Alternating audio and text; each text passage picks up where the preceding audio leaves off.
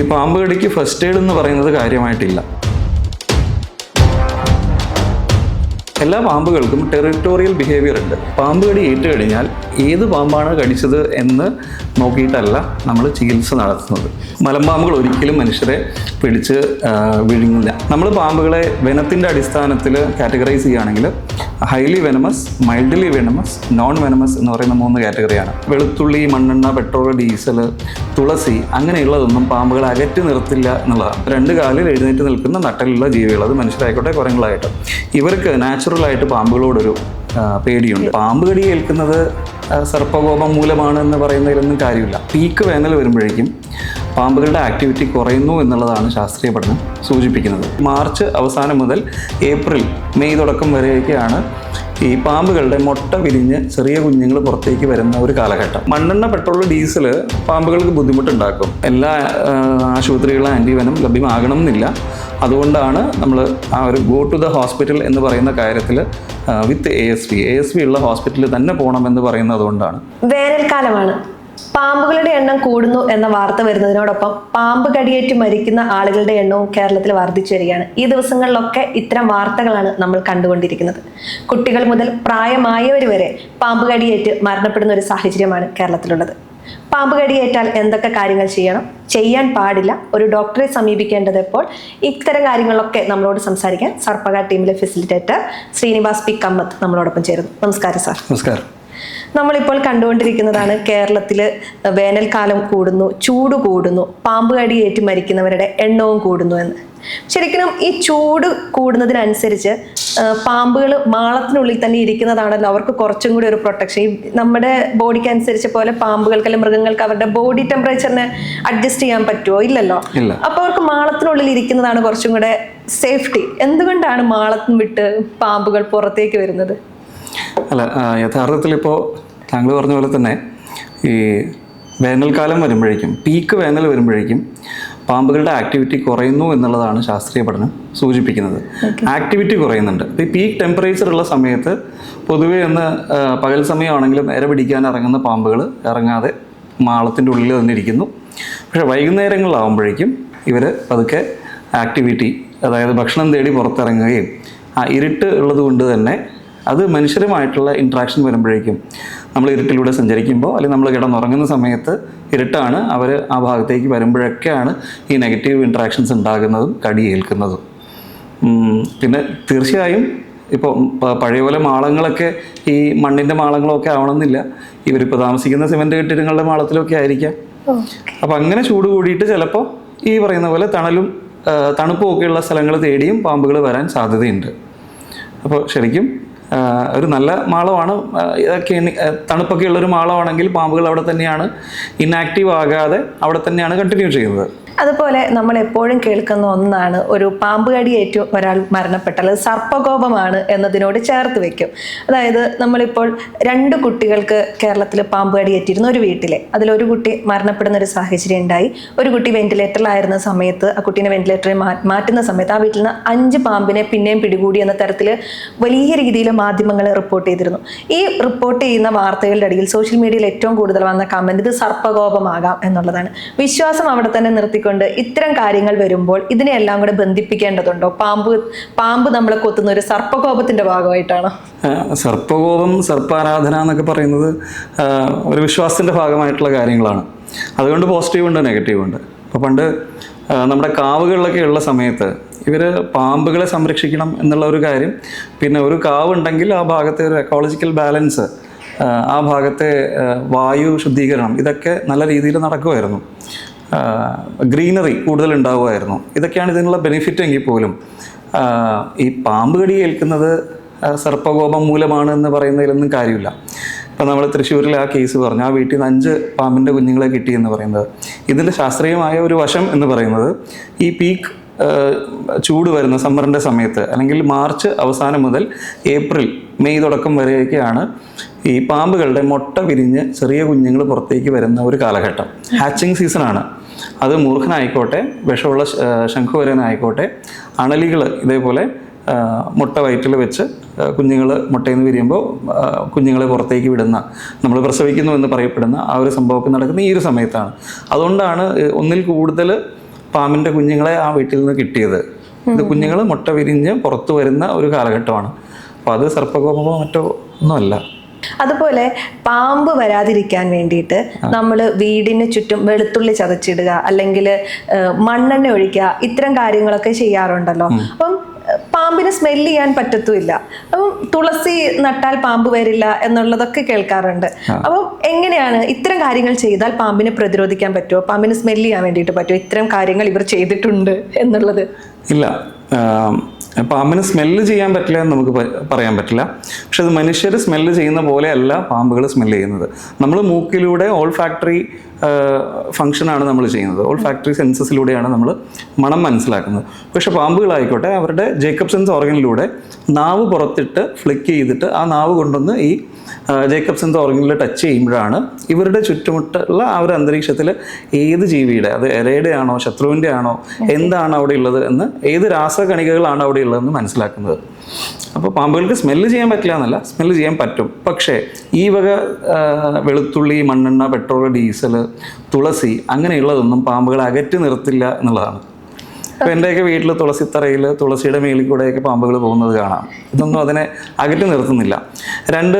നമുക്ക് rescue call വരുമ്പോൾ നമ്മളവിടെ എത്തുന്നതിന് മുമ്പ് സാധാരണഗതിയിൽ പല വീട്ടുകാരും ചെയ്യുന്നത് വെളുത്തുള്ളി ചതച്ച് ആ വെള്ളം അവിടെ സ്പ്രേ ചെയ്തിടും. ഇതിൻ്റെ ബുദ്ധിമുട്ട് പാമ്പിന് യാതൊരു ബുദ്ധിമുട്ടില്ല, അതവിടെ ഇരിക്കുന്നുണ്ടാവും. റെസ്ക്യൂ ചെയ്യാൻ പോകുന്ന നമുക്കാണ് ഇതിൻ്റെ ബുദ്ധിമുട്ട്. നമ്മുടെ ആ തുണി ബാഗ് അവിടെ വെച്ച് പാമ്പിനെ കയറ്റി കഴിയുമ്പോഴേക്കും അതിൽ മൊത്തം സ്മെല്ലായിരിക്കും. അപ്പോൾ അത് പിന്നെ നമ്മൾ വീണ്ടും കഴുകേണ്ടി വരും. അങ്ങനെയൊക്കെയുള്ള, അല്ലാതെ പാമ്പിനെ സംബന്ധിച്ച് ഒന്നും പ്രശ്നമല്ല. പക്ഷെ അതേസമയം മണ്ണെണ്ണ, പെട്രോൾ, ഡീസൽ പാമ്പുകൾക്ക് ബുദ്ധിമുട്ടുണ്ടാക്കും. ഇത് പാമ്പുകളുടെ മേത്ത് വീണ് കഴിഞ്ഞാൽ അവരുടെ ശൽക്കങ്ങൾക്ക് പൊള്ളലേൽക്കുകയും അവർക്ക് വേദന ഉണ്ടാവാനുള്ള സാധ്യതയുണ്ട്. അപ്പം ഇങ്ങനെ വേദനിക്കുന്ന പാമ്പുകൾ കുറച്ചുകൂടി അഗ്രസീവ് ആകാൻ സാധ്യതയുണ്ട്. സാധാരണഗതിയിൽ പാമ്പുകളുടെ ഒരു റെസ്പോൺസ് മെക്കാനിസം എന്ന് പറയുന്നത് ഫ്ലൈറ്റ് മെക്കാനിസമാണ്. അതായത് മനുഷ്യനെ കണ്ടു കഴിഞ്ഞാൽ പരമാവധി പെട്ടെന്ന് ഓടി ഒളിക്കുക എന്നുള്ളതാണ്. പക്ഷെ അവരെ നമ്മൾ പിടിക്കാൻ ശ്രമിക്കുകയോ തല്ലിക്കൊല്ലാൻ ശ്രമിക്കുകയോ അല്ലെങ്കിൽ ഈ മണ്ണെണ്ണ, പെട്രോൾ പോലുള്ളത് അവരുടെ മേത്തൊഴിക്കുകയോ ചെയ്താൽ അവർക്ക് വേദന വരികയും അവരൊരു അഗ്രസീവ് ആകും, ഡിഫെൻസിൻ്റെ ഭാഗമായിട്ട് അഗ്രസീവ് ആകും. അപ്പോൾ ചുമ്മാ രക്ഷപ്പെടാൻ പോകുന്ന പാമ്പിനെ ഇതൊക്കെ ഒഴിച്ചിട്ട് എന്നാൽ ഒരു കടി ഇരിക്കട്ടെ എന്ന് പറഞ്ഞാൽ അതിൻ്റെ കടി മേടിക്കാതിരിക്കുന്നതാണ് നല്ലത്. ഇവിടെ പാമ്പിൻ്റെ ജീവൻ മാത്രമല്ല, നമ്മുടെ എല്ലാ റെസ്ക്യൂവർമാരും മനുഷ്യൻ്റെ ജീവൻ കൂടി രക്ഷിക്കാനാണ് ഈ ഒരു സർവീസ് കൂടുതലായിട്ടും ചെയ്യുന്നത്. പലപ്പോഴും നമുക്ക് കോള് വരാറുണ്ട്, ഒരു വീട്ടിൽ ഒരാൾ മാത്രമേ ഉള്ളൂ, സീനിയർ സിറ്റിസൺ മാത്രമേ ഉള്ളൂ, ചിലപ്പോൾ രാത്രി 3 മണിക്കായിരിക്കും കോള് വരുന്നത്. അപ്പോൾ ഇവരൊക്കെ പോകുന്നത് ഈ പാമ്പിനോടുള്ള ഇഷ്ടം കൊണ്ടോ അതിനെ സംരക്ഷിക്കണം എന്നുള്ളത് കൊണ്ട് മാത്രമല്ല, മാനുഷികമായിട്ടുള്ള ആ ഒരു ഭാഗം കൂടി ഉണ്ട്. മനുഷ്യ ജീവൻ രക്ഷിക്കാൻ കൂടിയുള്ള ഒരു ശ്രമമാണ് സർപ്പ എന്ന് പറയുന്നത്. നമ്മൾ പാമ്പിന്റെ പക എന്ന് പറഞ്ഞിട്ടൊരു പ്രയോഗമുണ്ട്. ഇപ്പൊ സാറ് പറഞ്ഞു പാമ്പ് അവര് ഡിഫെൻഡ് ചെയ്യുമ്പോഴായിരിക്കും നമ്മൾ ആക്രമിക്കുക. നമ്മൾ എപ്പോഴും കേൾക്കുന്നതാണ് പാമ്പിന്റെ പക. പാമ്പ് പക മനസ്സിൽ വെച്ച് എത്ര വർഷം കഴിഞ്ഞ് വേണമെങ്കിലും നമ്മളെ തിരിച്ചു വന്ന് അറ്റാക്ക് ചെയ്യുന്നു. അത്തരം ഒരു വാദം സത്യമാണോ? അത്തരം ഒരു വാദം ഒട്ടും സത്യമല്ല. കാരണം ഭൂരിഭാഗം പാമ്പുകൾക്കും കാര്യമായിട്ട് കാഴ്ചശക്തി ഇല്ല. മനുഷ്യരൊക്കെ കാണുന്ന പോലെ വളരെ ദൂരത്തുള്ള ആൾക്കാരെ കാണുകയോ അല്ലെങ്കിൽ ആൾക്കാരെ റെക്കഗ്നൈസ് ചെയ്യാനോ പോലും പാമ്പുകൾക്ക് ഇല്ല എന്നുള്ള, ഫോട്ടോഗ്രാഫിക് മെമ്മറി ഇല്ലാത്ത ജീവികളിൽ ഒരകങ്ങളൊക്കെ അങ്ങനെയുള്ള ജീവികളാണ്. അവർക്ക് ആളെ തിരിച്ചറിയാനൊന്നും പറ്റില്ല, ഫോട്ടോഗ്രാഫിക് മെമ്മറി ഇല്ല. അപ്പം പിന്നെ എങ്ങനെ ഇയാൾ തന്നെയാണ് എന്നെ തല്ലിയത് എന്ന് മനസ്സിലാക്കാം. അപ്പം മൂർഖനെയൊക്കെ ശ്രദ്ധിക്കുകയാണെങ്കിൽ നമുക്കറിയാം, മൂർഖനൊക്കെ മൂവ്മെൻറ്റ് ശ്രദ്ധിച്ചിട്ടാണ് പലപ്പോഴും അറ്റാക്ക് ചെയ്യുന്നത്. അത് ഇരയാണെങ്കിലും ശരി ശത്രുവാണെങ്കിലും ശരി മൂവ് ചെയ്യുന്നത് കണ്ടിട്ടാണ് അവർ ബൈറ്റ് ചെയ്യുന്നത്. അപ്പോൾ അവർക്ക് കാഴ്ചശക്തി ഇല്ല. പിന്നെ പക എന്ന് പറയുന്നത് കുറച്ചുകൂടി ഒരു വൈകാരികമായിട്ടുള്ളൊരു കാര്യമാണ്. പാമ്പിൻ്റെ ബ്രെയിൻ എടുത്തു കഴിഞ്ഞാൽ അത് വളരെ പ്രിമിറ്റീവായിട്ടുള്ള അങ്ങനെ അധികം പരിണാമം സംഭവിക്കാത്ത ഒരു ബ്രെയിനാണ്. ആ ബ്രെയിനിൽ തന്നെ ഈ വൈകാരികമായിട്ടുള്ള സർക്യൂട്ടുകളുണ്ട്. മനുഷ്യർക്ക് അങ്ങനെ ഒരു ഇമോഷണൽ സർക്യൂട്ട് ഉണ്ട് ബ്രെയിനിൻ്റെ പല ഓർഗൻസ് കണക്റ്റഡ് ആയിട്ടുള്ളത്. അങ്ങനെയുള്ളതൊന്നും പാമ്പുകളിലില്ല. അത് വളരെ ലോപിച്ചാണ് ഇരിക്കുന്നത്. അപ്പോൾ അവർക്കൊരു ഇമോഷനും ഇല്ല, പകയും ഇല്ല. ഈ പലപ്പോഴും നമുക്ക് ബൈറ്റ് കിട്ടുന്നതെല്ലാം തന്നെ പാമ്പുകൾ ഒന്നുകിൽ അവർക്ക് വേദനിക്കണം, നമ്മളതിനെ പിടിക്കാനോ അതിനെ കൊല്ലാനോ പോകുമ്പോൾ, അല്ലെങ്കിൽ നമ്മളറിയാതെ അതിൻ്റെ മേലെ കാല് ചവിട്ടുമ്പോൾ, അങ്ങനെയൊക്കെയാണ് പലപ്പോഴും കടി കൊള്ളുന്നത്. പിന്നെ ഉറങ്ങിക്കിടക്കുന്ന സമയത്ത് നമുക്ക് കിട്ടുന്ന ബൈറ്റ് കേസുകളുണ്ട്. അതിപ്പോൾ നമ്മൾ റീസെൻ്റായിട്ട് ട്രിവാൻഡ്രത്തും കണ്ടു, തൃശ്ശൂരും കണ്ടു. അവിടെ സംഭവിക്കുന്നത് ഈ പാമ്പുകൾ മനുഷ്യൻ കിടന്നുറങ്ങുന്നതിൻ്റെ അടുത്ത് വരികയും മനുഷ്യനോട് ചേർന്ന് സഞ്ചരിക്കുകയോ അവിടെ എവിടെയെങ്കിലും കിടക്കുകയോ ചെയ്യുന്ന സമയത്ത് നമ്മൾ രാത്രിയാണെങ്കിലും നമ്മൾ മൂവ് ചെയ്യും, നമ്മൾ അനങ്ങും. ആ അനങ്ങുന്ന സമയത്ത് നമ്മുടെ ഒരു വെയിറ്റ് ഇവരുടെ മേലെ പോവുകയോ എഗെയിൻ ഇവർക്ക് വേദനിക്കുകയോ ചെയ്യുമ്പോഴാണ് ഇവർ പേടിച്ചിട്ടാണ് കടിക്കുന്നത്. പിന്നെ മൂവ്മെൻറ്റ്, നമ്മൾ കിടന്നുറങ്ങുന്ന സമയത്താണെങ്കിൽ പോലും ചിലപ്പോൾ സ്വപ്നം കണ്ടോ അല്ലാതെയോ കൈയും കാലും ഒക്കെ നമ്മൾ അനക്കാറുണ്ട്. അപ്പോൾ ഈ മൂവ്മെൻറ്റ് കണ്ടും ഇവർക്ക് പേടി തോന്നാം. അങ്ങനെയും ഇവർ ബൈറ്റ് ചെയ്യാനുള്ള സാധ്യതയുണ്ട്. അല്ലാതെ പക എന്ന് പറയുന്നത് അത് ഇല്ല. അവർക്ക് മെമ്മറി വളരെ കുറവാണ്. പാമ്പുകളെ സംബന്ധിച്ച് മെമ്മറി വളരെ കുറവാണ്, ഫോട്ടോഗ്രാഫിക് മെമ്മറി ഇല്ല, അങ്ങനെ പകയില്ല. പാമ്പ് കടിയേറ്റാൽ നമ്മൾ ആദ്യം ചെയ്യേണ്ട കാര്യം എന്താണ്? നമ്മൾ പാമ്പ് കടിച്ചാൽ ആദ്യം പറയും നമ്മൾ പേടിക്കരുതെന്ന് പറയും. അപ്പം ഒരാളെ എഴുന്നേപ്പിച്ചിരുത്തുന്നതിലോ വണ്ടിയിൽ കയറ്റുന്നതിലോ ഒക്കെ നമ്മൾ ശ്രദ്ധിക്കേണ്ട കാര്യങ്ങൾ എന്തൊക്കെയാണ്? ഈ പാമ്പ് കടിക്ക് ഫസ്റ്റ് എയ്ഡ് എന്ന് പറയുന്നത് കാര്യമായിട്ടില്ല. ഇപ്പം നമ്മളൊരു ഫോർമുല വെച്ചിട്ടാണ് അത് പഠിപ്പിക്കുന്നത്. ഡു ഇറ്റ് റൈറ്റ് എന്നാണ് നമ്മൾ പറയുക. അതിലെ ആദ്യത്തെ അക്ഷരമാണ് ആർ എന്ന് വെച്ചാൽ റീഅഷ്വർ. താങ്കൾ പറഞ്ഞ പോലെ തന്നെ ആളെ പേടിപ്പിക്കാതിരിക്കുക, ആശ്വസിപ്പിക്കുക. അപ്പോൾ ആശ്വസിപ്പിക്കാൻ വേണ്ടി കേരളത്തിനെ സംബന്ധിച്ച് നമുക്ക് അഭിമാനത്തോടെ പറയാവുന്ന കുറച്ച് കാര്യങ്ങളുണ്ട്. ആശ്വസിക്കാൻ വേണ്ടി പറയാൻ പറ്റുന്ന ഒരു കാര്യമുണ്ട്. ഒന്ന്, നമുക്ക് നല്ലൊരു ആരോഗ്യ സംവിധാനമുള്ളൊരു സംസ്ഥാനമാണ് കേരളം. നമുക്ക് വളരെ പെട്ടെന്ന് ASV കിട്ടുന്ന ഒരു ഹോസ്പിറ്റലിലേക്ക് എത്താൻ വളരെ പെട്ടെന്ന് സാധിക്കും. ASV കിട്ടിക്കഴിഞ്ഞാൽ നമുക്ക് ആൾക്കാരെ ജീവൻ രക്ഷിക്കാനും സാധിക്കും. അപ്പോൾ ഇയാളെ പറഞ്ഞ് സമാധാനിപ്പിക്കുക, പേടിക്കേണ്ട, നമ്മളുണ്ട് കൂടെ, നമ്മൾ ഹോസ്പിറ്റലിൽ എത്തിക്കാം എന്ന് പറഞ്ഞ് സമാധാനിപ്പിക്കുക. രണ്ട്, ഇപ്പോൾ WHO പറയുന്ന റിപ്പോർട്ടുകൾ അല്ലെങ്കിൽ ഇന്ത്യയിൽ തന്നെയുള്ള റിപ്പോർട്ടുകൾ പ്രകാരം ഒരു 50 മുതൽ 70% വരെ വിഷമുള്ള പാമ്പുകളാണെങ്കിൽ കൂടി ഡ്രൈ ബൈറ്റ് ആണ് ചെയ്യാറ്. അപ്പോൾ ഈ കിട്ടിയത് ഡ്രൈ ബൈറ്റ് ആണ് എന്ന് വേണമെങ്കിൽ നമുക്ക് പറയാം. ഡ്രൈ ബൈറ്റ് ആകാം, അതുകൊണ്ട് പേടിക്കേണ്ട. ഇങ്ങനെ 70% വരെ ഡ്രൈ ബൈറ്റ് കിട്ടാറുണ്ട്, അതുകൊണ്ട് പേടിക്കേണ്ട, ഞങ്ങളുണ്ട് എന്ന് പറയുക. അപ്പോൾ ആൾക്ക് പരമാവധി ധൈര്യം പകർന്നു നൽകുക. രണ്ടാമത്തെ കാര്യം, 6 കഴിഞ്ഞാൽ റൈറ്റിലെ ഐ എന്ന് പറയുന്ന ഇമ്മൊബിലൈസ് ചെയ്യുക. ആളെ അധികം നടക്കാനോ ഓടാനോ സമ്മതിക്കാതെ, ഈ കടി കൊണ്ട ഭാഗത്ത് പേശി ചലനങ്ങൾ ഉണ്ടാകാതെ, മസ്കുലർ മൂവ്മെൻറ്റ്സ് ഉണ്ടാകാതെ, പറ്റുമെങ്കിൽ ഒരു ചെയറിലിരുത്തി ആളെ സമാധാനിപ്പിച്ച് ഏറ്റവും പോസിബിൾ ആയിട്ടുള്ള, ഏറ്റവും അടുത്ത് കിട്ടുന്ന, ഏറ്റവും പെട്ടെന്ന് കിട്ടുന്ന മോഡ് ഓഫ് ട്രാൻസ്പോർട്ട് ഉപയോഗിച്ചുകൊണ്ട് അടുത്ത RIGHലെ go to the hospital, ASV ഉള്ള ഹോസ്പിറ്റലിലേക്ക് പോകുക എന്നുള്ളതാണ്. അപ്പോൾ ആളെ നടത്തിക്കൊണ്ട് പോകുന്നതിനൊക്കെ പകരം ഒരു ചെയറിലിരുത്തി വാഹനത്തിൻ്റെ അടുത്ത് കൊണ്ടുപോയിട്ട് ഷിഫ്റ്റ് ചെയ്യുന്നതൊക്കെയാണ് നല്ലത്. ഇനി അതല്ല ആംബുലൻസ് വളരെ പെട്ടെന്ന് കിട്ടുമെങ്കിൽ സ്ട്രെച്ചറിൽ തന്നെ കിടത്തിക്കൊണ്ട് പോകുന്നതിലും കുഴപ്പമൊന്നുമില്ല. ഏറ്റവും അവസാനം RIGH കഴിഞ്ഞാൽ ടെൽ ദ ഡോക്ടർ.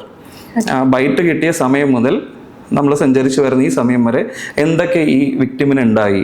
ഒരുപക്ഷെ ബോധം പോകുന്നുണ്ടാവാം, ചിലപ്പോൾ 2 ആയിട്ട് കാണുന്നു എന്ന് പറയുന്നുണ്ടാവാം, ചിലപ്പോൾ കാഴ്ച കാണാൻ ബുദ്ധിമുട്ടാണ് എന്ന് പറയുന്നുണ്ടാവാം, കൺപോള തുറക്കാനുള്ള ബുദ്ധിമുട്ടുകളുണ്ട് എന്ന് പറയുന്നുണ്ടാവാം, വയറിൻ്റെ ഭാഗത്ത്, അടിവയറിൻ്റെ ഭാഗത്ത് വേദനയുണ്ട് എന്ന് പറയുന്നുണ്ടെങ്കിൽ, അങ്ങനെ ആ വ്യക്തിക്ക് ഉണ്ടാകുന്ന സിംറ്റംസ് എന്തൊക്കെയാണോ അതെല്ലാം നമ്മൾ വ്യക്തമായിട്ട് ഡോക്ടറിന് പറഞ്ഞു കൊടുക്കുകയും വേണം. കുറച്ചും കൂടെ ക്ലാരിറ്റിക്ക് വേണ്ടി ചോദിക്കട്ടെ, നമ്മൾ പാമ്പ് കടി ഏറ്റാൽ അപ്പോൾ തന്നെ അവിടെയുള്ള ആളുകൾ വേഗം തുണി മുറിവിന് മേളിൽ വലിച്ചു കെട്ടുക, ആ മുറിവ് വലുതാക്കി ബ്ലഡ് പോകാൻ സഹായിക്കുക, ഇങ്ങനത്തെ കാര്യങ്ങൾ ചെയ്യാറുണ്ടല്ലോ. ഇതൊക്കെ ചെയ്യാൻ പാടുണ്ടോ? ഇത് ചെയ്യാൻ പാടില്ല. പണ്ട് ഒരു 20-30 കൊല്ലം മുമ്പ് വരെ ഈ ടോണിക് അല്ലെങ്കിൽ ലിഗേച്ചർ കെട്ടണമെന്നാണ് പഴയ ഒരു പ്രോട്ടോകോൾ ഉണ്ടായിരുന്നത്. പക്ഷേ ശാസ്ത്രീയമായിട്ടുള്ള പഠനങ്ങളും എക്സ്പെരിമെൻറ്റ്സിനെല്ലാം ശേഷം മനസ്സിലായത് ഇത് കെട്ടിക്കഴിഞ്ഞാൽ ബ്ലഡ് സർക്കുലേഷൻ ബ്ലോക്ക് ചെയ്യുന്ന തരത്തിൽ വളരെ ടൈറ്റായിട്ട്, ഇപ്പോൾ നമ്മളൊരു അപകടം സംഭവിക്കുമ്പോൾ നമ്മുടെ ഉള്ള ഒരു ആവേശം ഉണ്ടാവും, ഇയാളെ എങ്ങനെയെങ്കിലും രക്ഷിക്കണം എന്നുള്ളൊരു ചിന്തയുണ്ടാവും. നമ്മൾ വളരെ ടൈറ്റൊക്കെ ആയിട്ട് മുറുക്കി കെട്ടുകയാണെങ്കിൽ ആ വെനത്തിൻ്റെ ആക്ഷൻ എന്ന് പറയുന്നത് ലോക്കലായിട്ട് അത് എഫക്റ്റ് ചെയ്യുകയും ആ കടി കൊണ്ട ഭാഗം ഇയാളെ ജീവിതത്തിലേക്ക് തിരിച്ചു കൊണ്ടുവരണമെങ്കിൽ ആ കടി കൊണ്ട ഭാഗം മുറിച്ച് മാറ്റേണ്ട അവസ്ഥ വരെ വരാം. അപ്പോൾ ബെറ്റർ അത് കെട്ടാതിരിക്കുന്നതാണ്. ഇനി അത് മാത്രമല്ല, അങ്ങനെ ഭയങ്കരമായിട്ട് കെട്ടിയിട്ട് ഹോസ്പിറ്റലിലെത്തി ഈ സാധനം തുറക്കുന്ന സമയത്ത് പെട്ടെന്ന് ആ വെനത്തിൻ്റെ സർജ് ഉണ്ടാകാൻ സാധ്യതയുണ്ട്. ശരീരത്തിലേക്ക് വളരെ പെട്ടെന്ന് കയറി പെട്ടെന്ന് സിംറ്റംസ് വരാനൊക്കെ സാധ്യത. അപ്പോൾ അതിൻ്റെ ഒന്നും ആവശ്യമില്ല. അത് കോംപ്ലിക്കേറ്റഡ് ആയിട്ടുള്ള ഇഷ്യൂ ആണ്. അതിൻ്റെ ഒന്നും ആവശ്യമില്ല. നമ്മുടെ ആകെ ഒരു ലക്ഷ്യം എന്ന് പറയുന്നത് കടി കൊണ്ട ആളെ സമാധാനിപ്പിച്ചുകൊണ്ട് അധികം ചലനങ്ങളില്ലാതെ കഴിവതും പെട്ടെന്ന് ASV ഉള്ള ഹോസ്പിറ്റലിൽ എത്തിക്കുക എന്നുള്ളതാണ്. മുറിവ് നമ്മൾ പറയുന്നു കട്ട് ഓപ്പൺ ചെയ്തിട്ട് ബ്ലഡ് ചീറ്റിക്കളയുന്ന പരിപാടി. ഈ പാമ്പുകൾ കടിക്കുന്നത് ഒരു ഇഞ്ചക്ഷൻ എടുക്കുന്ന പോലെയാണ് ഇവർ വെനം അകത്തേക്ക് കുത്തിവെക്കുന്നത്. അപ്പോൾ നമ്മളൊരു ഇഞ്ചക്ഷൻ എടുത്തതിന് ശേഷം അവിടെ തന്നെ ആ സിറിഞ്ച് കുത്തി തിരിച്ചു വലിച്ചാൽ ഈ ഇതൊന്നും വാക്സിൻ ചെയ്ത് നമ്മൾ മരുന്നൊന്നും തിരിച്ചു വരാൻ പോകുന്നില്ല. അതുപോലെയാണ് കട്ട് ഓപ്പൺ ചെയ്യുന്നതിൽ അവിടെ വല്ല ആർട്ടറിയോ വെയിനോ ഒക്കെ ഉണ്ട്, അതിന് ഒരു കട്ട് വന്നു കഴിഞ്ഞാൽ ചിലപ്പോൾ ഡ്രൈ ബൈറ്റോ അല്ലെങ്കിൽ നോൺ വെനമസ് ബൈറ്റ് ആണെങ്കിൽ ബ്ലഡ് ലോസ് കാരണമായിരിക്കും ആൾ മരിക്കുന്നത്. മാത്രമല്ല വൂണ്ട് മാനേജ്മെൻറ്റ് എന്ന് പറയുന്നത് അതും ചികിത്സയുടെ ഭാഗമാണ്. അത് ബുദ്ധിമുട്ടായിട്ട് വരും ഇങ്ങനെയുള്ള കാര്യങ്ങളൊക്കെ ചെയ്യുമ്പോൾ. അതൊന്നും ചെയ്യാതിരിക്കുക. ഡു ഇറ്റ് റൈറ്റ് എന്ന് പറയുന്നതാണ് യഥാർത്ഥത്തിൽ പാമ്പുകൾ കടിച്ചാൽ നമ്മൾ ചെയ്യേണ്ടത്. ആളുകൾക്ക് പാമ്പിനോട് ഭയങ്കര പേടിയാണ്. എനിക്ക് തോന്നുന്നു പുലിനേക്കാളും ആനേനേക്കാളും ഒക്കെ ആളുകൾക്ക് ഭയമുള്ളത് ചിലപ്പോൾ പാമ്പിനോടാണ്. 90% ആളുകൾക്ക് പാമ്പിനെ പേടിയാണ്. അപ്പോൾ ചെറുപ്പം തൊട്ട് നമ്മൾ കേൾക്കുന്ന ഒരു കാര്യമുണ്ട്, രാത്രിയിൽ ചൂളം അടിക്കരുത്, ചൂളം അടിച്ചാൽ പാമ്പ് വരും, വീട്ടിലേക്ക് കയറി വരും. ഇങ്ങനെ നമ്മളെ ഭയപ്പെടുത്തുന്ന കുറേ കാര്യങ്ങൾ കേട്ടിട്ടുണ്ട്. അതുകൊണ്ടാണോ ആളുകൾക്ക് കൂടുതലായിട്ടും പാമ്പിനെ ഭയം തോന്നുന്നത്? അതുപോലെ തന്നെ കേരളത്തിൽ കണ്ടുവരുന്ന വിഷമുള്ള പാമ്പുകൾ ഏതൊക്കെയാണ്? ഈ ഭയത്തിൻ്റെ അടിസ്ഥാനം എന്ന് പറയുന്നത് 2 തരത്തിലാണ്. ഒന്ന്, ഭയം നമ്മൾ ലേൺ ചെയ്യുന്നതാണ്. നമ്മുടെ ചുറ്റുമുള്ള നമ്മുടെ അച്ഛനപ്പന്മാര് മുത്തശ്ശിമാരൊക്കെ പറയുന്നത് അത് കേട്ട് നമ്മളൊരു കോൺസെപ്റ്റ് ഡെവലപ്പ് ചെയ്യുകയാണ് പാമ്പിനെ പറ്റി. അങ്ങനെയും ഭയം ഉണ്ടാകാം. പിന്നെ 2 പറയുന്നത് എയ്പ്സ് എന്ന് പറയുന്ന 2 കാലിൽ എഴുന്നേറ്റ് നിൽക്കുന്ന നട്ടലുള്ള ജീവികൾ, അത് മനുഷ്യരായിക്കോട്ടെ കുരങ്ങളായിട്ട്, ഇവർക്ക് നാച്ചുറലായിട്ട് പാമ്പുകളോടൊരു പേടിയുണ്ട്, എഴുതുന്ന ജീവികളോടൊരു പേടിയുണ്ട്. അത് പ്രകൃതി തന്നെ നമുക്ക് നൽകിയ ഒരു സാധനമാണ്. കാരണം ഇവർ വെനമസ് ആയതുകൊണ്ട് തന്നെ ജനിതകമായിട്ട് നമുക്കൊരു പേടിയുണ്ട്. പിന്നെ നമ്മൾ പേടിക്കേണ്ട 4 പാമ്പുകളെ കുറിച്ചാണല്ലോ ചോദിച്ചത്.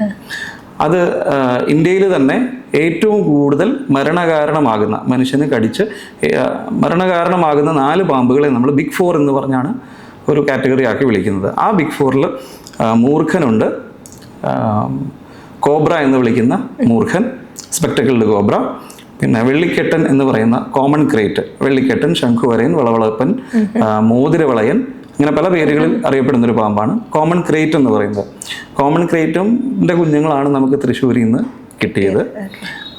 പിന്നെ 3-മത്തേത് നമ്മൾ അണലി എന്ന് വിളിക്കുന്ന, ചേനത്തണ്ടൻ, മൺചട്ടി, അണലി, തേക്കിലപ്പുള്ളി എന്നൊക്കെ വിളിക്കുന്ന റിസൽസ് വൈപ്പർ എന്ന് പറയുന്ന അണലി.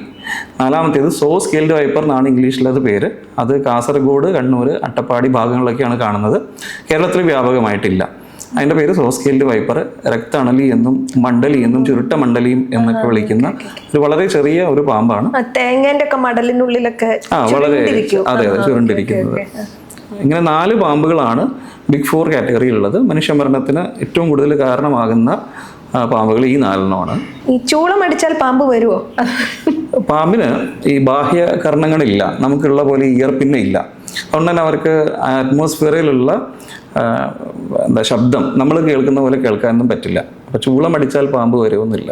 പാമ്പുമായി ബന്ധപ്പെട്ട കുറെ അന്ധവിശ്വാസങ്ങൾ ഉണ്ട്. അല്ല, അത് മനുഷ്യന്റെ ഭയം മാനിപ്പുലേറ്റ് ചെയ്യുന്നതാണ്, അത് ചൂഷണം ചെയ്യുന്നതാണ്. അപ്പൊ കുട്ടികൾ ചൂളടിക്കണ്ടെങ്കിൽ പേടിപ്പിച്ചിട്ട് ചൂളടിച്ചാൽ പാമ്പ് വരും എന്ന് പറഞ്ഞാൽ അവർ ചൂളടിക്കില്ല.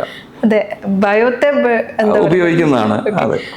അതുപോലെ ഇപ്പം സാർ ഇപ്പൊ കുറെ പേരുകൾ പറഞ്ഞു, ഒരു പ്രാദേശികമായിട്ട് ഈ പാമ്പുകളുടെ പേര് വ്യത്യാസപ്പെട്ടിരിക്കുമല്ലോ. അപ്പൊ റെസ്ക്യൂ ടീമിന് ഈ പാമ്പിനെയാണ് നമ്മൾ പിടിക്കാൻ പോകേണ്ടതെന്ന് ആളുകൾ പറയുമ്പോൾ മനസ്സിലാകോ?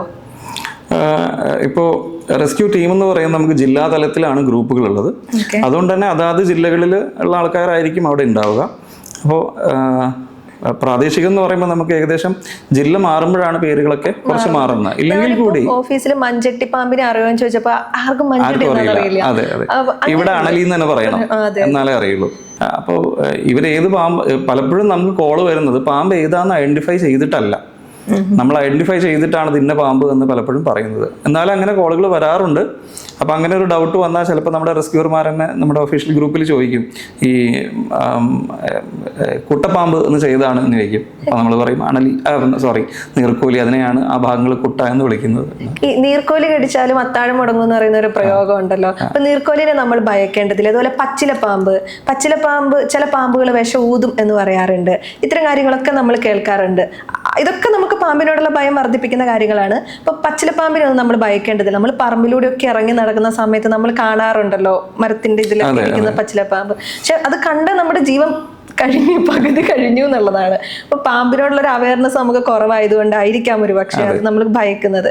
അപ്പം അത്തരം പേടി വർദ്ധിക്കുന്നുണ്ട്. അപ്പം പച്ചിലപ്പാമ്പ്, നീർക്കോലി, ഇത്തരം പാമ്പുകളൊക്കെ നമുക്ക് ഉപകാരികളാണോ ചേരേനെ പോലെ തന്നെ? ഒരു പരിധിവരെ എല്ലാ പാമ്പുകളും ഉപകാരികൾ തന്നെയാണ്. ഇപ്പോൾ നീർക്കോലിക്ക് വിഷമില്ല, എന്നാൽ നീർക്കോലി കടിച്ചാൽ അത്താഴം മുടങ്ങുമെന്ന് പറഞ്ഞ ഒരു പഴഞ്ചൊല്ലുണ്ട്. യഥാർത്ഥത്തിൽ നീർക്കോലി നോൺ വെനമസ്. നമ്മൾ പാമ്പുകളെ വെനത്തിൻ്റെ അടിസ്ഥാനത്തിൽ കാറ്റഗറൈസ് ചെയ്യുകയാണെങ്കിൽ highly venomous, mildly venomous, non venomous എന്ന് പറയുന്ന 3 കാറ്റഗറിയാണ്. ഈ ഹൈലി വെനമസ് കാറ്റഗറിയിൽ പെടുന്ന പാമ്പുകളാണ് ഈ ബിഗ് 4-ലുള്ളത്. അല്ലാത്ത ഹൈലി വെനമസ് പാമ്പുകളുണ്ട്, പക്ഷെ അവർ പൊതുവെ കടിക്കാറില്ല. അതുകൊണ്ട് നമ്മൾ അതിനെ ബിഗ് 4-ൽ ഉൾപ്പെടുത്തിയിട്ടുമില്ല. മൈൽഡ്ലി വെനമസ് കാറ്റഗറിയിൽ പെടുന്നതാണ് ഈ പച്ചിലപ്പാമ്പ് എന്ന് പറയുന്നത്. ഈ പച്ചിലപ്പാമ്പ് മനുഷ്യരെ പൊതുവെ കടിക്കാറൊന്നുമില്ല. നമുക്ക് പാമ്പുകളോട് എത്ര പേടിയുണ്ടോ അതിൻ്റെ ഇരട്ടി പേടി പാമ്പുകൾക്ക് മനുഷ്യരോടുണ്ട്. അതാണ് അവരുടെ ആ ഒരു റെസ്പോൺസ് മെക്കാനിസം എന്ന് പറയുന്നത്, ഫ്ലീ മെക്കാനിസം ആണ് എന്ന് പറയുന്നത്. അപ്പം നമ്മൾ ഈ പച്ചിലപ്പാമ്പിനെയൊക്കെ കാണുകയാണെങ്കിൽ നമ്മുടെ ഒരു പ്രസൻസ് അത് തിരിച്ചറിഞ്ഞു കഴിഞ്ഞാൽ മിക്കവാറും അത് ജീവനം കൊണ്ട് ഓടുക ചെയ്യാം. പിന്നെ ഇതിനോടനുബന്ധിച്ചൊരു അന്ധവിശ്വാസം ഉള്ളത് അതിൻ്റെ ഒരു കൂർത്ത ഒരു മുഖമൊക്കെ ആയതുകൊണ്ട് ഇത് പറന്നു വന്ന് കണ്ണിൽ കുത്തും കാതിൽ കുത്തും എന്നൊക്കെ ചെവി കയറുന്നു. അതൊക്കെ പക്ഷെ വെറുതെയാണ്. ഈ പാമ്പുകൾ പൊതുവെ മനുഷ്യരെ കണ്ടു കഴിഞ്ഞാൽ അവര് നമ്മളെ കണ്ടതിന്റെ ഓപ്പോസിറ്റ് ഡയറക്ഷനിൽ അല്ലെങ്കിൽ അവർ ജീവനം കൊണ്ട് ഓടുകയാണ് പലപ്പോഴും ചെയ്യുന്നത്. ചേരകളോട് മാത്രമാണ് കേരളത്തിലെ ആളുകൾക്ക് ഏറ്റവും പ്രിയമുള്ളത്, അത് ലോകത്ത് മുഴുവൻ അങ്ങനെയാണ്. ചേരകള് ഇപ്പൊ നമുക്ക് പോലും ധാരാളം ചേരകളുടെ കോള് വരാറുണ്ട്. അപ്പോൾ നമ്മൾ പറയാറുണ്ട് നോൺ വെനമസ് ആണ്, അത് അവിടെ ഉണ്ടെങ്കിൽ ചുറ്റടുത്തുള്ള എലികളെയൊക്കെ കഴിച്ച് അത് നമ്മളെ പകർച്ചവ്യാധികളിൽ നിന്നും എലിപ്പനിയിൽ നിന്നൊക്കെ രക്ഷിക്കുന്നുണ്ട്, കൃഷിനാശത്തിൽ നിന്ന് നമ്മളെ രക്ഷിക്കുന്നുണ്ട്. കൂടാതെ ഈ ചേരകളുടെ പ്രത്യേകത എല്ലാ പാമ്പുകൾക്കും ടെറിട്ടോറിയൽ ബിഹേവിയർ ഉണ്ട്. ഇവർക്കൊരു ഹോം ഗ്രൗണ്ട് എന്ന് പറയുന്ന ഒരു കൺസെപ്റ്റ് ഉണ്ട്, അവരുടെ ഒരു ടെറിട്ടറി ഉണ്ട്. അതിൻ്റെ അകത്തേക്ക് മറ്റു പാമ്പുകളെ അവിടെ വന്ന് താമസിക്കാൻ അല്ലെങ്കിൽ ടെറിട്ടറി എസ്റ്റാബ്ലിഷ് ചെയ്യാൻ ഇവർ സമ്മതിക്കില്ല. അപ്പോൾ ഈ മുട്ട വിരിഞ്ഞ് വരുന്ന ചെറിയ കുഞ്ഞുങ്ങൾ, അത് മൂർഖനായിക്കോട്ടെ, അണലി ആയിക്കോട്ടെ, ക്രേറ്റ് ആയിക്കോട്ടെ, മലമ്പാമ്പ് ആയിക്കോട്ടെ, ഇവരെ ഈ പറയുന്ന ഇവരുടെ അതിർത്തിയിൽ വന്നു കഴിഞ്ഞാൽ ഒരു കോൺഫ്ലിക്റ്റ്, ഒരു ഇൻട്രാക്ഷൻ ചേരയായിട്ട് വന്നു കഴിഞ്ഞാൽ പലപ്പോഴും ഈ ചേരപ്പാമ്പ് ഇതിനെ പിടിച്ച് കഴിക്കും. ചേര വലുതാണ് എങ്കിൽ ഈ കുഞ്ഞുങ്ങളെ പിടിച്ച് ന്യൂഡിൽസ് കഴിക്കുന്ന പോലെ പിടിച്ച് കഴിക്കും. അപ്പോൾ ഈ ചേര ഉള്ളത് മനുഷ്യരെ സംബന്ധിച്ച് ഈ മറ്റു മൃഗങ്ങളിൽ, അതായത് റോഡൻസിൽ നിന്ന് മാത്രമല്ല വിഷപ്പാമ്പുകളുടെ കുഞ്ഞുങ്ങളിൽ നിന്നും വരെ നമുക്ക് ഈ പാമ്പ് നമ്മളെ രക്ഷിക്കുന്നുണ്ട്. പിന്നെ ചേരയെ കണ്ട് നമുക്ക് പാനിക് കോൾസ് വരാറുണ്ട്. കാരണം ഒന്ന് വലുതാണ്, ഒന്ന് അതിന്റെ സൈസ്, രണ്ട് ഇതിന് നല്ല സ്പീഡാണ്. താരതമ്യേന ചേരപ്പാമ്പുകൾക്ക് കുറച്ച് ദൃഷ്ടി കാണുന്ന കാഴ്ചശക്തി കൂടുതലാണ്. അപ്പൊ ഒരു 10 മീറ്റർ വരെയൊക്കെ അവർ മനുഷ്യരെ കണ്ടാൽ അവർ ജീവനം കൊണ്ട് ഭയങ്കര സ്പീഡിൽ ഇത് പോകും. ആ സ്പീഡ് കണ്ടിട്ട് നമുക്ക് പേടിയാവും. പലപ്പോഴും അങ്ങനെയാണ് സംഭവിക്കുന്നത്. അതുപോലെ പയ്യെ അഴിഞ്ഞു പോവുകയും ചെയ്യും. അത് ചേരകളായിരിക്കില്ല അല്ലേ? അപ്പോൾ നമ്മൾ പറയില്ലേ സ്പീഡ് വെച്ചിട്ട് അഴിഞ്ഞു പോകുന്ന വെച്ചിട്ട് നമ്മുടെ സൈഡിൽ മാറി പോകുന്ന രീതികളിൽ വ്യത്യാസമുണ്ട്. ഇപ്പൊ ഒരു എരയെ അന്വേഷിച്ചാണ് ഈ ചേര പോകുന്നത്. എരയുടെ ഒരു കെമിക്കൽ ട്രെയിൽ ഫോളോ ചെയ്താണ് പോകുന്നതെങ്കിൽ നമുക്ക് കാണാം ചേര ഈ നാവ് പുറത്തിട്ട് സെൻസ് ചെയ്ത് വളരെ പതുക്കെ പോകുന്നത് കാണാം. പക്ഷെ അതേസമയം ഒരു ഫ്ലീ റെസ്പോൺസ് മനുഷ്യനെ കണ്ടിട്ടോ അല്ലെങ്കിൽ മറ്റേതെങ്കിലും ശത്രു, അത് പൂച്ചയാകാം, പട്ടിയാകാം, ഇതിനെ കണ്ട് പേടിച്ചത് ജീവനും കൊണ്ട് ഓടുന്ന സമയമാണെങ്കിൽ വളരെ സ്പീഡിലായിരിക്കും പോകുന്നത്. ഓക്കെ. നമുക്ക് പാമ്പിനെ കണ്ടാൽ ആദ്യം തോന്നുക ഒരു വടിയെടുത്ത് തല്ലിക്കൊല്ലാനാണ്. അത് പറയുന്നോണ്ട് തെറ്റുണ്ടോ എന്ന് എനിക്കറിയില്ല. പക്ഷെ നമ്മൾ പരിസരത്ത് ഒരു പാമ്പിനെ കണ്ടു കഴിഞ്ഞാൽ ആദ്യം ധൈര്യമുള്ള ഒരാൾ ചെയ്യുക വടിയെടുത്ത് തല്ലിക്കൊല്ലാനുള്ള ഒരു ശ്രമം നടത്തും. ഇപ്പോഴാണല്ലോ റെസ്ക്യൂ ടീമിനെ വിളിക്കാതെ കൊണ്ടുപോട്ടെ എന്നൊക്കെ പറയുന്നത്. അപ്പം ഇതിന്ന് ഫോറസ്റ്റുകാർ പിടിച്ചിട്ട് പോകന്നെ. അപ്പം ഈ പാമ്പിനെ റെസ്ക്യൂ ചെയ്ത് കൊണ്ടുപോകുമ്പോൾ ഏറ്റവും കൂടുതൽ ആളുകൾ പറയുന്ന ഒരു കാര്യമുണ്ട്. ഇപ്പം പാമ്പായിക്കോട്ടെ, പുലി ആയിക്കോട്ടെ ഒക്കെ റെസ്ക്യൂ ചെയ്ത് കാട്ടിനുള്ളിൽ തിരിച്ചു കൊണ്ടുവിടുമ്പോൾ ഇത് വീണ്ടും തിരിച്ചിറങ്ങി നമ്മുടെ അടുത്തേക്ക് തന്നെയല്ലേ എത്തുന്നേ എന്ന് ആളുകൾ ചോദിക്കുമല്ലോ.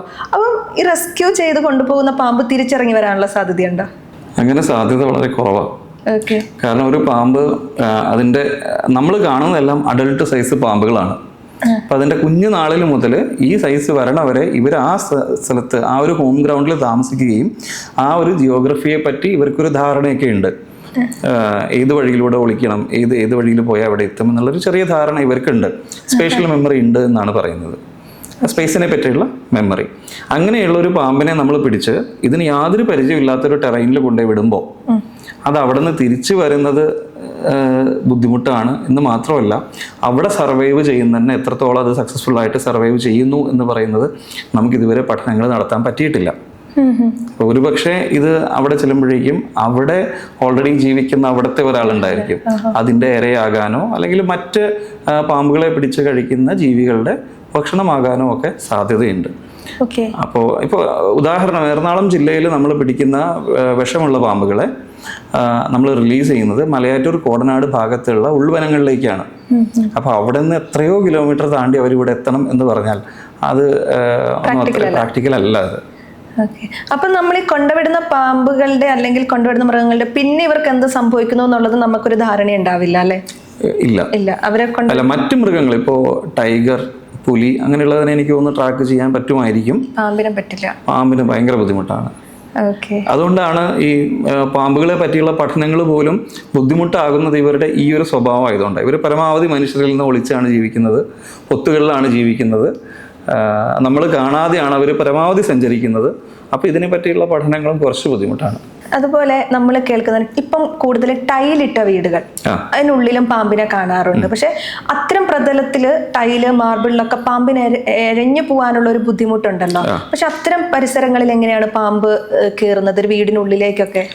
ഈ പലപ്പോഴും നമ്മുടെ വീടിന്റെ കെട്ടിടങ്ങളുടെ ഉള്ളിൽ പാമ്പിനെ അട്രാക്ട് ചെയ്യുന്നത് അവരുടെ ഇരയിൽ പെറ്റ ജീവികളുടെ സാന്നിധ്യമാണ്.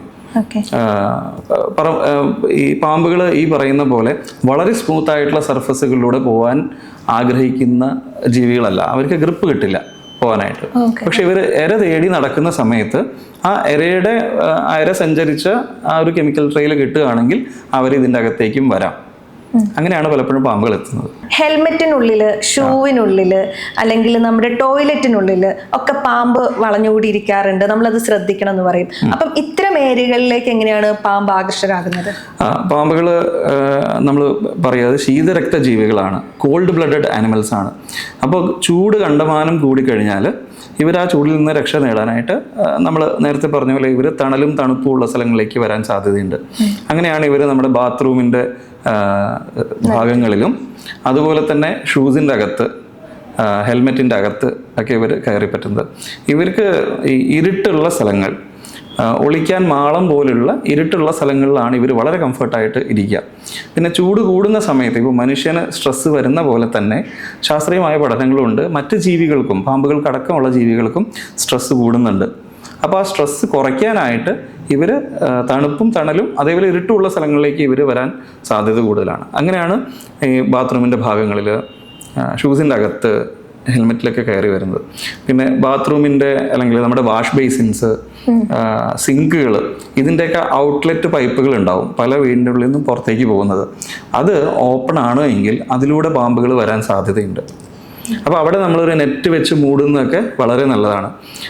അതുപോലെ ടോയ്ലറ്റിൻ്റെ അകത്ത്, ബാത്റൂമിൻ്റെ അകത്ത് നിന്നും പുറത്തേക്ക് പോകുന്ന ഔട്ട്ലെറ്റുകളെല്ലാം തന്നെ, അതുപോലെ സെപ്റ്റിക് ടാങ്കിലേക്ക് പോകുന്ന പൈപ്പുകൾ, അതിനൊക്കെ ചെറിയ ക്രാക്കോ വെള്ളമോ ഒക്കെ ഉണ്ടെങ്കിൽ അത് നമ്മൾ കണ്ടെത്തി അത് സീൽ ചെയ്യണം. കാരണം അതിൻ്റെ അകത്ത് കൂടെ ഈ പാമ്പുകൾ നമ്മുടെ ടോയ്ലറ്റിലേക്ക് വരാൻ സാധ്യതയുണ്ട്. ടോയ്ലറ്റിൻ്റെ കൊമോഡിൻ്റെ അകത്തുനിന്ന് പിന്നെ ബാത്റൂമിലേക്ക് വരാനും സാധ്യതയുണ്ട്.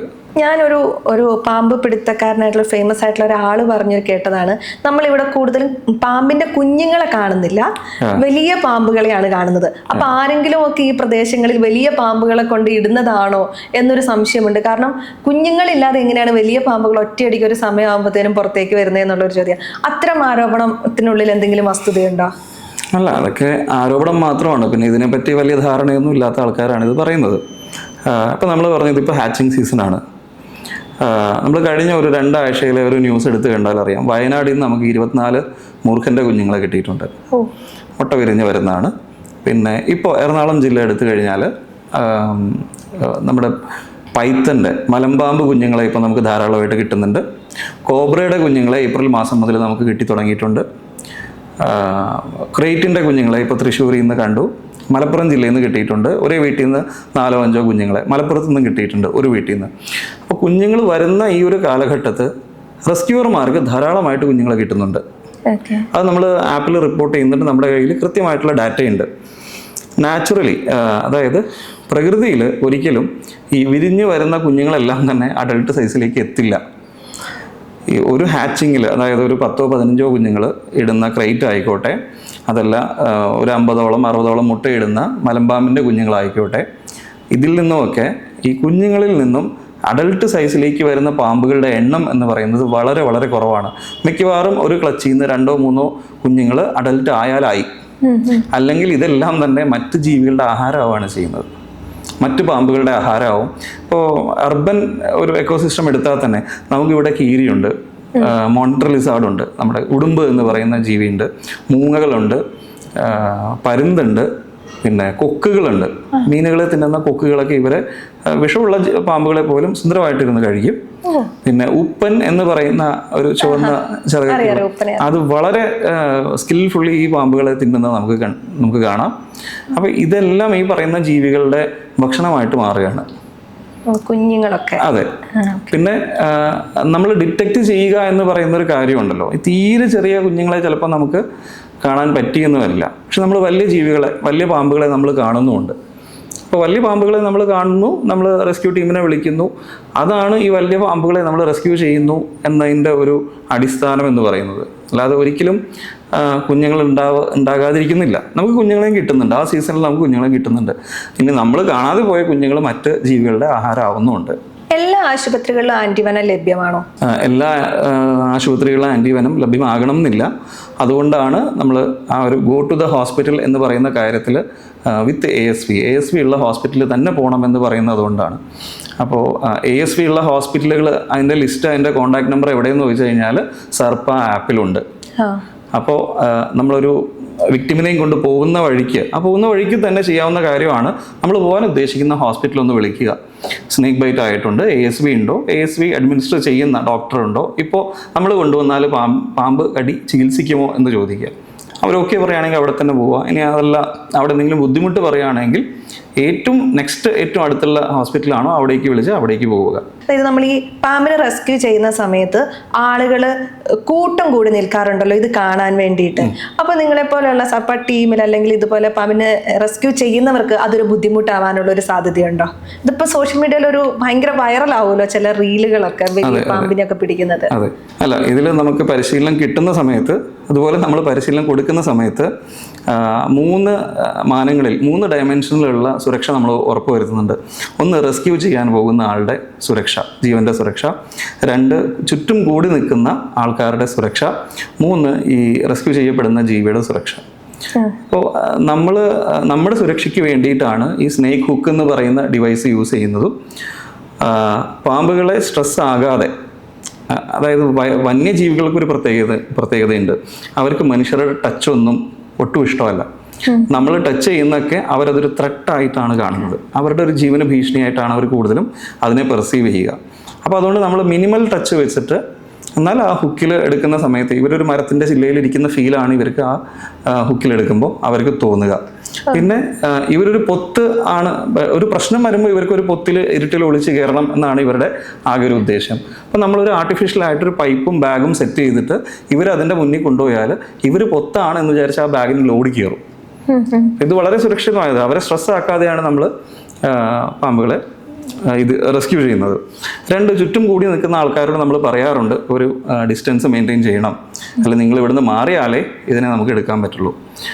പാമ്പാണ്, എങ്ങനെയാണ് റെസ്പോണ്ട് ചെയ്യുക എന്ന് നമുക്ക് പറയാൻ പറ്റില്ല. എങ്ങാനും വലതുവശത്തേക്ക് പോകുന്നവരെ ഇടതുവശത്തേക്ക് അത് ചാടിയാൽ നിങ്ങൾക്ക് ബുദ്ധിമുട്ടാണ് എന്ന് പറഞ്ഞ് മാറ്റി നിർത്തിയിട്ട് തന്നെയാണ് പലപ്പോഴും റെസ്ക്യൂ ചെയ്യാറ്. നാട്ടുകാരെല്ലാവരും നമ്മളോട് വളരെയധികം സഹകരിച്ചാണ് ഈ കാര്യങ്ങളിലൊക്കെ ഇടപെടാറുള്ളത്. സർപ്പ ടീമിന്റെ പ്രാധാന്യത്തെക്കുറിച്ചും കൂടി ഒന്ന് വ്യക്തമാക്കാവോ? സർപ്പ എന്ന് പറയുന്ന ഒരു ആപ്പാണ്, snake rescue awareness protection app എന്നാണ് അതിൻ്റെ ഫുൾ ഫോം എന്ന് പറയുന്നത്. അപ്പോൾ ഇതൊരു ഫ്രീ സർവീസാണ്, ആർക്ക് വേണമെങ്കിലും മൊബൈലിൽ ഡൗൺലോഡ് ചെയ്ത് വയ്ക്കാം.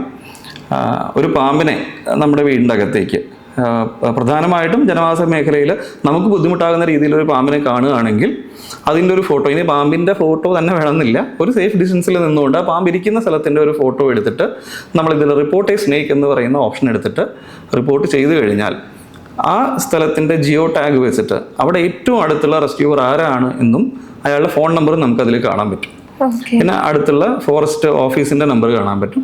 നമുക്ക് പലപ്പോഴും റെസ്ക്യൂവർമാർക്ക് ഒരു നോട്ടിഫിക്കേഷൻ വരും, ഇനി അഥവാ വന്നില്ല, ഇവർ ലേറ്റ് ആണെങ്കിൽ ആ ഫോൺ നമ്പറിൽ വിളിച്ചു കഴിഞ്ഞാൽ ഏറ്റവും അടുത്തുള്ള റെസ്ക്യൂവർ അവിടെ എത്തും. ഇതിന് ഫീസൊന്നുമില്ല, ഫ്രീ ആണ്. നമ്മൾ റെസ്ക്യൂവർമാരെല്ലാവരുടെയും മനുഷ്യജീവൻ്റെ വില നോക്കിയും അതേപോലെ ഈ പാമ്പുകളെ സംരക്ഷിക്കുക എന്നുള്ള ഒരു ഉദ്ദേശം വെച്ചുകൊണ്ടും ചെയ്യുന്ന ഒരു സേവനമാണ്. പിന്നെ റെസ്ക്യൂവർമാരെല്ലാവരും സ്വന്തം കയ്യിൽ നിന്ന് കാശ് എടുത്തിട്ടാണ് പലപ്പോഴും വരുന്നത്. അപ്പോൾ പെട്രോൾ അടിക്കാൻ വല്ല 100-200 കൊടുത്താൽ ചിലർ മേടിക്കും, ചിലർ അതുപോലും മേടിക്കില്ല. അങ്ങനെയുള്ളൊരു സേവനമാണ്. 2, പാമ്പ് കടി ഏറ്റു കഴിഞ്ഞാൽ നമുക്കതിൽ റിപ്പോർട്ട് എ സ്നേക്ക് ബൈറ്റ് എന്ന് പറയുന്നൊരു ഓപ്ഷനുണ്ട്. അപ്പോൾ അത് ചെയ്തു കഴിഞ്ഞാൽ ASV ഉള്ള ഹോസ്പിറ്റലുകളുടെ ലിസ്റ്റൊക്കെ അതിലുണ്ട്, അങ്ങനെയുള്ള റിസോഴ്സസ് അവിടെ ഉണ്ട്. 2, ഇനി പാമ്പ് കടി ഏറ്റു, കടിച്ച പാമ്പിൻ്റെ ഒരു ഫോട്ടോ നമുക്ക് കിട്ടിയിട്ടുണ്ട്. അങ്ങനെയാണെങ്കിൽ ഇതേത് പാമ്പ് എന്നറിയാൻ ഒരു താല്പര്യമുണ്ട് എങ്കിൽ ആ ഫോട്ടോ എടുത്ത് നമ്മുടെ റെസ്ക്യൂവർമാർക്ക് അയച്ചു കൊടുത്താൽ അതിൽ തന്നെ എക്സ്പേർട്സ് ഉണ്ട്, ഇത് ഗ്രൂപ്പിൽ വരും, നമ്മളത് പറയും ഏത് പാമ്പാണ് എന്നുള്ളത്. അതുപോലെ തന്നെ ശ്രദ്ധിക്കേണ്ട ഒരു കാര്യമാണ്, പാമ്പ് കടി ഏറ്റു കഴിഞ്ഞാൽ ഏത് പാമ്പാണ് കടിച്ചത് എന്ന് നോക്കിയിട്ടല്ല നമ്മൾ ചികിത്സ നടത്തുന്നത്. ഈ രോഗിയിലുണ്ടാകുന്ന അല്ലെങ്കിൽ പാമ്പ് കടി ഏറ്റ ആളിലുണ്ടാകുന്ന സിംറ്റംസ് വെച്ചിട്ടാണ് നമ്മൾ ചികിത്സ സ്റ്റാർട്ട് ചെയ്യുന്നത്. അതുകൊണ്ട് ഒരിക്കലും പാമ്പ് കടി ഏറ്റു കഴിഞ്ഞാൽ ഈ കടിച്ച പാമ്പ് ഏതാണെന്ന് തിരിച്ചറിയാൻ വേണ്ടി അല്ലെങ്കിൽ അതിനെ തല്ലിക്കൊന്ന് പാക്കറ്റിലാക്കി കൊണ്ടുവരാൻ വേണ്ടി ഒരിക്കലും സമയം കളയരുത്. കഴിവതും മറ്റൊന്ന് ഹോസ്പിറ്റലിൽ എത്തുക എന്നുള്ളത്. ഇനി തിരിച്ചറിയുന്നത് ഒരു രീതിയിൽ നല്ലതാണ്, പക്ഷെ അതിനുവേണ്ടി സമയം കളയരുത്. പറ്റുമെങ്കിൽ ഒരു 5-6 അടി ഡിസ്റ്റൻസിൽ നിന്ന് ഒരു ഫോട്ടോ എടുത്താൽ അത് മതി. അതേപോലെ ആ പാമ്പിനെ തല്ലിക്കൊന്ന് പകവീട്ടേണ്ട ആവശ്യമൊന്നുമില്ല. പലപ്പോഴും നേരത്തെ ചോദിച്ചു, നമ്മുടെ ഒരു റെസ്പോൺസ് എന്ന് പറയുന്നത് ധൈര്യം ഉണ്ടെങ്കിൽ ഒരു വടിയെടുത്ത് പാമ്പിനെ തല്ലിക്കൊല്ലുക എന്നുള്ളതാണ്. ഇതിൽ മനുഷ്യൻ്റെ ജീവന് തന്നെയാണ് റിസ്ക്. കാരണം പാമ്പുകൾ, ഞാൻ നേരത്തെ പറഞ്ഞു, അവരെ തല്ലിക്കൊല്ലാനായിട്ട് അല്ലെങ്കിൽ അവരുടെ ജീവന് ഭീഷണിയായിട്ട് അവർക്ക് തോന്നുകയാണെങ്കിലാണ് അവർ അഗ്രസീവ് ആവുന്നതും അവർ കടിക്കുന്നതും. അപ്പോൾ പാമ്പിനെ കണ്ട് അതിനെ തല്ലിക്കൊല്ലാൻ പോകുമ്പോൾ ഇത് ചെയ്യാൻ പോകുന്ന ആളുടെ ജീവന് ഭീഷണിയാണ്. അതുകൊണ്ടാണ് നമ്മൾ പറയുന്നത്, ആ മനുഷ്യരുടെ ജീവൻ്റെ സുരക്ഷ കണക്കിലെടുത്താണ് റെസ്ക്യൂർമാർ പറയുന്നത്, നിങ്ങൾ തല്ലിക്കൊല്ലാൻ പോകരുത്, ഞങ്ങൾ വരാം, ഞങ്ങൾ സേഫായിട്ട് റെസ്ക്യൂ ചെയ്യാം എന്നുള്ളത്. അതുപോലെ എനിക്കിപ്പോൾ ഓർമ്മ വന്നാണ്, നമ്മുടെയൊക്കെ നാട്ടിൽ മലമ്പാമ്പ് ഇറങ്ങുക എന്ന് പറയുന്ന ഒരു സാധനം കാണാൻ. നമ്മളൊരു മലയോര പ്രദേശമാണ്. അപ്പോൾ അത് റബ്ബർ തോട്ടങ്ങളിലോടൊക്കെ ചേർന്ന്, റബ്ബർ തോട്ടത്തിൽ ഇങ്ങനെ തിണ്ടുണ്ടാവുമല്ലോ, അപ്പം വരമ്പിനോടൊക്കെ ചേർന്ന് മലമ്പാമ്പ് കിടക്കുന്നതൊക്കെ കണ്ടിട്ടുണ്ട്. അപ്പം കാടിനുള്ളിൽ നിന്ന് മലമ്പാമ്പ് എന്തുകൊണ്ടാണ് ഇറങ്ങി വരുന്നത്? മലമ്പാമ്പ് ആളുകളെ വിഴുങ്ങുമോ? അവസാനം ചോദ്യത്തിന് ആദ്യ ഉത്തരം പറയാം. മലമ്പാമ്പുകൾ ഒരിക്കലും മനുഷ്യരെ പിടിച്ച് വിഴുങ്ങില്ല. ഓക്കെ. പ്രത്യേകിച്ച് കേരളത്തിൽ കാണുന്ന നമ്മൾ മലമ്പാമ്പ് പെരുമ്പാമ്പ് എന്ന് വിളിക്കുമെങ്കിലും ഒരേ ഒരു സ്പീഷീസേ ഉള്ളൂ. ഇന്ത്യൻ റോക്ക് പൈത്തൺ എന്ന് പറയുന്ന, പൈത്തൺ മലൂറസ് എന്ന് പറയുന്ന ശാസ്ത്രീയ നാമമുള്ള പാമ്പാണ്. ഇതിന്റെ ഫുഡിന്റെ മെനുവിൽ മനുഷ്യനില്ല. അവർ മനുഷ്യരെ പിടിച്ച് കഴിക്കില്ല. പിന്നെ കൂടുതൽ കേൾക്കുന്നുണ്ട് പാമ്പ് പിടിച്ച് വീഴുന്നു. ഇല്ല. പിന്നെ നമ്മൾ പല വീഡിയോസ് യൂട്യൂബിലൊക്കെ കണ്ടിട്ടുണ്ടാവാം.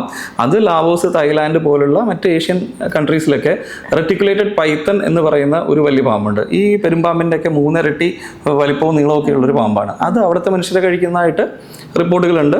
അത് ആൻഡമാൻ നിക്കോബാറിലൊക്കെ ഈ പാമ്പ് ഇന്ത്യയിലുണ്ട് എന്നും പറയുന്നുണ്ട്. പക്ഷെ കേരളത്തിൽ ഒരിക്കലും ഇല്ല. ഈ പാമ്പുകൾ നമ്മളെ പിടിച്ച് കഴിക്കുകയോ, നമുക്ക് വരുന്ന കോളുകൾ പലതും ഇങ്ങനെയുള്ളതാണ്. പെരുമ്പാമ്പിനെ കണ്ടു സാറേ, എവിടെ കുട്ടികളൊക്കെ ഉള്ളതാണ്. അപ്പോൾ ഈ പെരുമ്പാമ്പ് പോലും വെറുതെ ഇങ്ങോട്ട് വന്ന് കടിക്കുകയോ പിടിച്ചു ചുറ്റുകയോ ഒന്നുമില്ല. ഇതിനെ നമ്മൾ പിടിക്കാൻ ശ്രമിക്കുന്ന സമയത്ത്, പ്രത്യേകിച്ച് നമ്മുടെ നാട്ടിലൊക്കെ പലർക്കും അറിയാം മലമ്പാമ്പിന് വിഷമില്ല എന്നുള്ളത്. അപ്പോൾ പലരും ഒരു ഹീറോ പരിവേഷം കിട്ടാൻ വേണ്ടിയും ആൾക്കാരുടെ മുന്നിൽ ഒരാളാകാനും, ചിലർക്കൊക്കെ ഒരുപക്ഷെ അവരുടെ ഉദ്ദേശം വളരെ നല്ലതായിരിക്കാം, ഇതിനെ സംരക്ഷിക്കാൻ എന്നുള്ള രീതി തന്നെ ആയിരിക്കാം, ഇതിൻ്റെ തലയിൽ പിടിച്ചെടുക്കുന്ന ഒരു രീതിയുണ്ട്. അങ്ങനെയൊക്കെ ചെയ്യുമ്പോഴാണ് അത് പേടിച്ചിട്ട് അത് ഡിഫെൻസീവായിട്ട് നമ്മളെ കയറി ചുറ്റുന്നതും കടിക്കുന്നതും ഒക്കെ. പക്ഷെ അതൊരിക്കലും നമ്മളെ വിഴുങ്ങാനുള്ള പരിപാടിയൊന്നും അതിനില്ല. ആ നമ്മുടെ മേത്തേക്ക് ചുറ്റുമ്പത്തേന് നമ്മുടെ എല്ലൊടിയും എന്ന് പറയുന്നത് വാസ്തവമുള്ള കാര്യമാണ്. അത്രയും സൈസുള്ള പാമ്പൊക്കെ ആണെങ്കിൽ ഒരുപക്ഷെ ഇവിടെ കളമശ്ശേരിയിൽ ഒരു ഇൻസിഡന്റ് ആയിട്ടുണ്ട്. പുല്ല് വെട്ടാനായിട്ട് മറ്റേ മെഷീനായിട്ട് വന്ന ഒരു ചേട്ടൻ പാമ്പിനെ കാണുകയും നമ്മളെ വിളിച്ചറിയുകയും ചെയ്തു. നമ്മൾ പറഞ്ഞു ഒരു 20 മിനിറ്റിൻ്റെ അകത്ത് നമ്മൾ എത്താം, ആ പാമ്പ് എവിടെയും പോകില്ല, ഞങ്ങൾ വന്ന് എടുക്കാമെന്ന് പറഞ്ഞിട്ട്. പക്ഷേ ഇദ്ദേഹത്തിന് ഒരുപക്ഷെ ഈ ഒരു കാര്യം അറിയാതിരിക്കാം, പാമ്പിന് വിഷമില്ല എന്നുള്ളത്, പെരുമ്പാമ്പിന്. ഇദ്ദേഹം അതിനെ കയറി പിടിക്കുകയും ഈ പാമ്പ് കാലിന്മേ ചുറ്റി കാല് ഫ്രാക്ചറായി, മൾട്ടിപ്പിൾ ഫ്രാക്ചറായി കളമശ്ശേരി മെഡിക്കൽ കോളേജിൽ അഡ്മിറ്റായി. പേപ്പറിൽ വാർത്തയൊക്കെ വന്നിട്ടുണ്ടായിരുന്നു. അപ്പോൾ അങ്ങനെയൊക്കെ ചെയ്യാതിരിക്കുക. അതുകൊണ്ടാണ് ഇതിൻ്റെ ബിഹേവിയർ, ഇതിൻ്റെ മൂവ്മെൻറ്റ്, ഇത് എന്താണ് ചെയ്യാൻ പോകുന്നത്, ഇതൊക്കെ ഒരു എക്സ്പീരിയൻസ് നമ്മുടെ സർപ്പാർ റെസ്ക്യൂർമാർക്കുണ്ട്. ഇതിൻ്റെ ബിഹേവിയർ അത്യാവശ്യം നന്നായിട്ട് അറിയാം. അതുകൊണ്ട് അതിനെ റെസ്ക്യൂ ചെയ്യുന്നതും നമുക്ക് കുറച്ചുകൂടി എളുപ്പമാണ് ട്രെയിൻഡ് അല്ലാത്ത ആൾക്കാരെക്കാളും. പിന്നെ വേറൊരു ചോദ്യം ചോദിച്ചായിരുന്നല്ലോ, പെരുമ്പാമ്പ് വിഴുങ്ങോ എന്നുള്ളതായിരുന്നു ആദ്യത്തെ ചോദ്യം. എന്തുകൊണ്ട് കാട്ടിൽ നിന്ന് ഇപ്പൊ നാട്ടിലേക്ക് ഇറങ്ങി വരുന്നു? പെരുമ്പാമ്പുകളെ പറ്റി പറയുകയാണെങ്കിൽ അതിന്റെ ശാസ്ത്രീയമായിട്ടുള്ള നിർവചനത്തിൽ തന്നെ പറയുന്നത് ഫോറസ്റ്റ് ഡ്വെല്ലിംഗ് സ്നേക്സ് എന്നാണ്. അതായത് കാടുകളിൽ കാണുന്ന പാമ്പെന്നാണ്. പക്ഷേ എറണാകുളം ജില്ലയുടെ ഡാറ്റ എടുത്ത് നോക്കുവാണെങ്കിൽ നമ്മൾ കഴിഞ്ഞ 2-3 കൊല്ലമായിട്ട് ഏറ്റവും കൂടുതൽ റെസ്ക്യൂ ചെയ്തിരിക്കുന്നത് മലമ്പാമ്പുകളെയാണ്.